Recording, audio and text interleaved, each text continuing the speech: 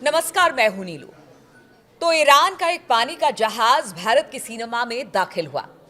अब भारत की सीमा में ईरान के जहाज का दाखिल होना बहुत सारे सवाल खड़े कर रहा है कि आखिर क्या वजह है कि ईरान का ये जहाज भारत की तरफ, भारत की सीमा की तरफ, अंदर की तरफ गया। इसमें क्या कुछ था, कयास अब इसे लेकर लगाए जा रहे हैं और इसके पीछे जो खबर सामने आ रही है वो क्या है, बातचीत आज इसी पर होगी। मयंक मेरे साथ है। मयंक, ये जो खबर आ रही है क्या खबर है, जरा पहले हमारे दर्शकों को बताइए। देखिए ये जो खबर ये है कि MD-23 जिसका नाम है लिम्रा, ये उस जहाज़ का नाम हम बता रहे हैं। MD-23 लिम्रा इस जहाज़ का नाम है। ये जहाज़ ईरान से चलता है। ईरान से चलते हुए जहाज़ कोलंबो पहुंचा और कोलंबो में रुकने के बाद ये जहाज़ आगे बढ़ रहा था बांग्लादेश की तरफ, चिटगांव की तरफ। लेकिन अचानक वो भारत के जो बॉर्डर्स में पहुंचता है, भारत की बंगाल की खाड़ी में, भारत की सीमा में जब पहुंचता है, दाखिल हुआ, उसके बाद ये बांग्लादेश की तरफ बढ़ने की बजाय अचानक इसने यू टर्न लिया और ये फिर भारत के बेहद करीब आ गया। ठीक है। जाना था इसे बांग्लादेश, लेकिन ये अचानक बांग्लादेश के करीब पहुंचने के पहले ही इस शिप ने यू टर्न लिया और वो भारत के करीब आ गया। जिसके बाद देखिए आजकल जो है वो जीपीएस सिस्टम से समंदर में जितने जहाज, जब भी कोई जहाज पानी का किसी देश की सीमा में दाखिल होता है या उसके करीब पहुंच जाता है, उसके मूवमेंट को मूवमेंट तुरंत उसका रिकॉर्ड हो जाता है। तो ये इंटरनेशनल वाटर में भी था जहाज, उसके बाद भारत की सीमा में भी आया जैसा बताया जा रहा है। उसके बाद तुरंत ये फिर जांच शुरू हुई कि भाई ये जहाज कहाँ का है। तो बात ये निकलकर सामने आई कि जो जहाज है लिम्रा, जिसका नाम बताया गया, ये ईरान का जहाज है, ऐसा माना जा रहा है। ये ईरान से चला था। अब सवाल है कि आखिर ये जहाज इतने रहस्यमय तरीके से भारत क्यों पहुंचा। देखिए ये खबर इसलिए भी बड़ी महत्वपूर्ण है कि हाल ही में अमेरिका ने 6 भारत की कंपनीज पर एक्शन लिया था जो कि ईरान के साथ तेल का व्यापार कर रही थी, ईरान के साथ एलपीजी का व्यापार कर रही थी, जो बात ट्रंप को मंजूर नहीं है, नागवार गुजर रही थी अमेरिका को। और भारत की 6 कंपनीज के ऊपर बैन लगाया अमेरिका ने, क्योंकि वो ईरान से व्यापार कर रही थी। इसी बीच ईरान की तरफ से बयान आया, जब जिस तरह से ऑयल को लेकर विवाद हुआ, रूस के साथ, रूस का से तेल खरीदने को लेकर अमेरिका ने भारत से आपत्ति जताई थी, जिस तरह का विवाद हुआ, उसके बाद ईरान ने भारत को ऑफर किया था कि भाई आपको जितना क्रूड ऑयल चाहिए हम आपको देने के लिए तैयार है और बहुत सस्ते में देने को तैयार है। जिसके बाद अमेरिका के कान और खड़े हो गए थे, बाकी देशों के भी, कि कहीं भारत और ईरान के बीच व्यापार शुरू ना हो जाए तेल का। इस तरह की तमाम खबरें सोशल मीडिया पे छाई रही। इस बीच देखिए ये जो शिप आया भारत के करीब ईरान का, बताया जाता है कि ये एलपीजी इसमें से लदा हुआ है। एलपीजी गैस से जो है, गैसोलीन जो है वो इसमें लदा हुआ है। अब सवाल ये है कि ये एलपीजी से लदा हुआ ईरान का जहाज भारत कैसे पहुंच गया। देखिए इसको लेकर 3 तरह की थ्योरीज चल रही हैं अलग अलग कि कैसे ये भारत पहुंचा।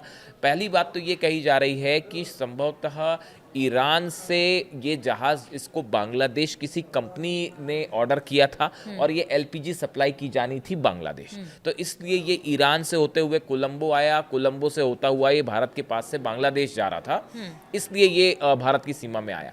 दूसरी जो बड़ी खबर है वो ये ऐसा कहा जा रहा है कि चूंकि अमेरिका ने सैंक्शंस लगा रखे हैं ईरान से एलपीजी और ऑयल खरीदने को लेकर, तो संभवतः जिस कंपनी ने ऑर्डर किया था इस चीज को गुपचुप तरीके से, ऑफ कोर्स ये शिपिंग जो हो रही थी ये गुपचुप तरीके से हो रही थी, उसने शायद इस ऑर्डर को स्वीकार करने से मना कर दिया। ठीक है। इस डर से कि अमेरिका कहीं उसके ऊपर भी सैंक्शन ना लगा दे।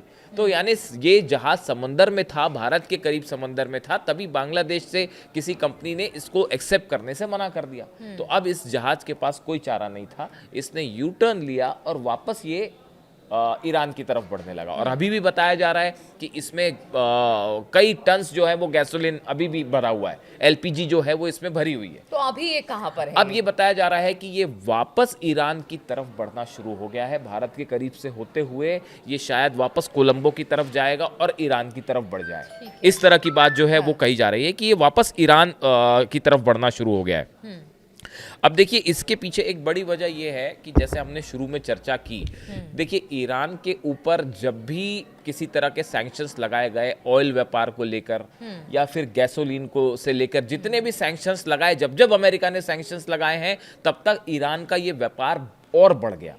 देखिए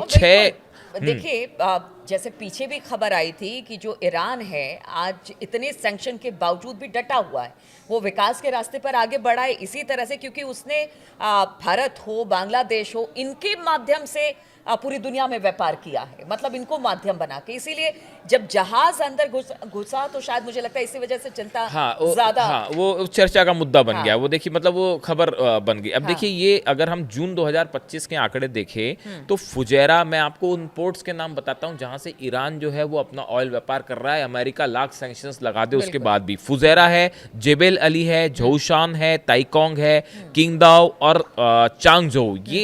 ये वो बड़े पोर्ट्स हैं जो यूएई का पोर्ट है, इसमें सिंगापुर का पोर्ट है, मलेशिया का पोर्ट है।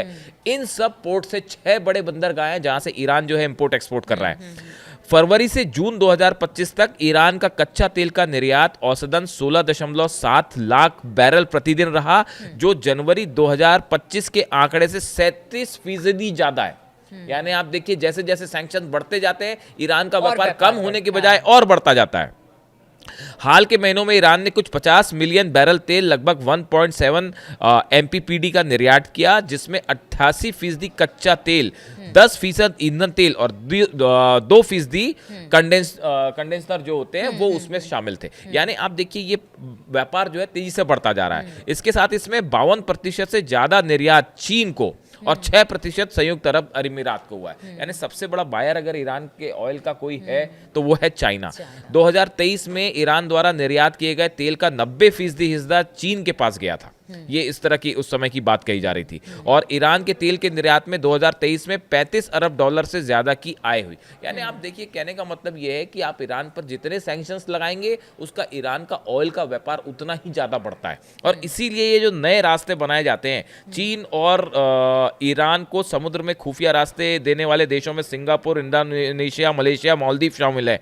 ईरान और चीन के व्यापारिक जहाज मालदीव होते हुए पूर्व की ओर बढ़ते हैं और इंडोनेशिया के सुमात्रा और जोहोर जो स्ट्रेट्स हैं होते हुए सिंगापुर के बाद आसानी से दक्षिण चीन सागर पहुंच जाते हैं। और चाइनीज मतलब कंपनी, साउथ एशिया का पूरा इलाका, देखिए ये रूट होता है बेसिकली कि जहां से ये ईरान जो है आप सैंक्शंस लगा देते हैं तो होता ही है कि जो कंपनीज हैं वो गुपचुप तरीके से व्यापार करना शुरू कर देती हैं। यानी कुल मिला के कहना ये है कि ये सैंक्शंस कभी सफल नहीं हो पाएंगे ईरान के खिलाफ, क्योंकि ईरान का तेल का कारोबार हमेशा से चलता रहा है, गैस का व्यापार चलता रहा है। और इसकी बड़ी वजह है ईरान इंटरनेशनल प्राइस के मुकाबले 20 से 25% कम पे आपको ऑयल सप्लाई करता है। आप यूएई कितनी दोस्ती कर ले अमेरिका से, सऊदी कितनी दोस्ती कर ले अमेरिका से, लेकिन जब तेल की बात होती है तो बहुत सारी चीजें ऐसी होती हैं जो ना रडार पकड़ पा रहा है, ना जीपीएस पकड़ पा रहा है, और ना ही आप उसको रोक पा रहे हो। हाँ। जब 25% सस्ता तेल अगर ईरान देने को तैयार है, कोई भी देश लेगा, कोई नहीं खरीदे, कोई ना खरीदे, क्यों नहीं खरीदेंगे? तो इसीलिए ये बड़ा मुश्किल है अमेरिका के लिए, यूरोप के लिए ईरान पर बैन लगाना। और ये जो जहाज भारत के करीब पहुंचा और जिसकी बात हो रही है कि जो जाना चाह रहा था बांग्लादेश और लौट के वो भारत के करीब आ गया और भारत की सीमा में दाखिल हुआ, ये गैसोलीन इसमें लदा हुआ था और ये ईरान से आ रहा। तो देखिए चिंता करने वाली कोई बात नहीं है। अगर अमेरिका चिंतित हो गया होगा या कोई और की सैंक्शन लगाने के बावजूद भी ईरान का एक जहाज भारत कैसे पहुंचा, तो ऐसा नहीं था। बांग्लादेश की तरफ वो जा रहा था और फिर उसके बाद भारत की तरफ वो मुड़ा और वापस कहा यह जा रहा है, जिस तरह से मयंक ने बताया कि ईरान की तरफ वो वापस लौट जाएगा। लेकिन बात यही कि इतने सैंक्शन के बाद भी ईरान लगातार व्यापार कर रहा है। और जब भारत में ये जहाज पहुंचा तो एक बार फिर से जो बाकी देश हैं जो लगातार सैंक्शन लगाते रहे हैं ईरान पर, उनके कान खड़े हो गए कि आखिर एक जो जहाज था वो कैसे भारत पहुंच गया। चलिए, इस चर्चा में जुड़ने के लिए आप सभी का बहुत बहुत शुक्रिया। आगे भी इसी तरह के टॉपिक्स लेकर मैं और मयंक आपके सामने आते रहेंगे।